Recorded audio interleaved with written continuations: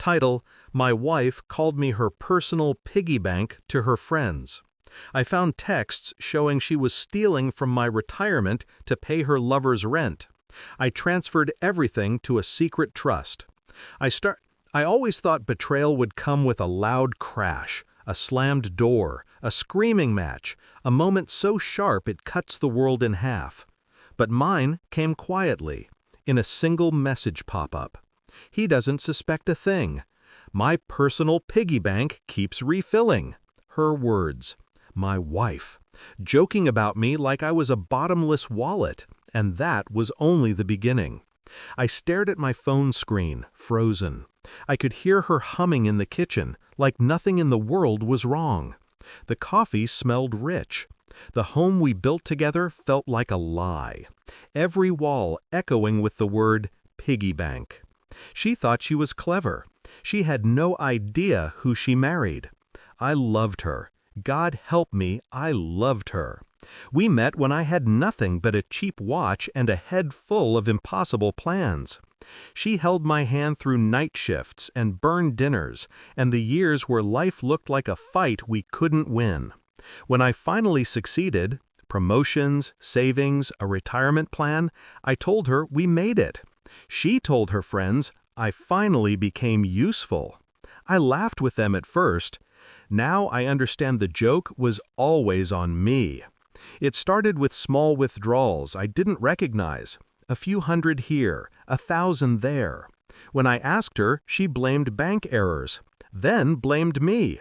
You must have spent it and forgotten. Gaslighting. Gentle. Practiced. But when the missing money reached 5 figures, my instincts sharpened like a blade. One night she fell asleep holding her phone, exhausted, careless. The messages unlocked everything. Her lover, the rent she was secretly paying for him, the vacations they planned, her calling me the piggy bank, her telling him, as soon as his retirement is drained, I'm leaving him. The shock didn't make me cry. It made me cold. Ice is a better weapon than fire. I didn't confront her, not yet. I played the reliable, clueless husband. I cooked her breakfast, kissed her cheek, asked how her day was, every moment a mask. Meanwhile, I contacted a lawyer. I created a secret trust, legally shielded and solely mine. I transferred every remaining cent of my retirement into it. I opened a new private account and rerouted my income. I gathered screenshots, financial statements, text logs. I changed the locks on my financial life. All while she bragged to her lover that I was so easy to manipulate. She thought she was draining me. I was draining her future. Her lover's rent was due. She logged into my account. 0. She opened the credit card app. Maxed out. Every one. She tore through the house, frantically checking every drawer like money might magically appear. She screamed into the phone, "Why isn't there anything left? He had over $200,000. I sat calmly on the couch, sipping coffee. The same coffee from that morning when her betrayal began. She finally looked at me, eyes trembling. "What did you do?" I smiled. "What you taught me to do." I planned ahead. She lunged for the drawer where she kept the bank statements, the one she never thought I'd check. But I had replaced them. Every envelope, every folder, all blank statements. 0 balances.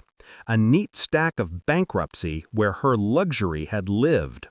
She flipped through them like someone praying for a heartbeat, but every page was dead. Her voice cracked, barely a whisper. "My cards, they're all maxed out." She collapsed against the counter, mascara streaking, breathing like the room was shrinking around her. I need money. I need you to fix this." "Oh, like a piggy bank?" I asked gently. She went still. Color drained from her face. I pulled out my phone, tapping the screen. "Your lover can help you now." I turned the phone toward her. His messages displayed clearly. "I sent him everything you said. about the rent, about draining me, about leaving. Within seconds, her phone buzzed with his breakup text. 3 words: lose my number. She sobbed, begged, promised change, swore love. But she didn't feel remorse. She felt loss. And loss is a language I finally understood. She tried to file for divorce first. Too late. She tried to claim half of my new trust. Not a chance. The evidence was bulletproof. My lawyer walked circles around her. She walked away with her clothes, her cheap car, and more debt than she could crawl out of. The judge looked at her with disgust. "You exploited him," he said.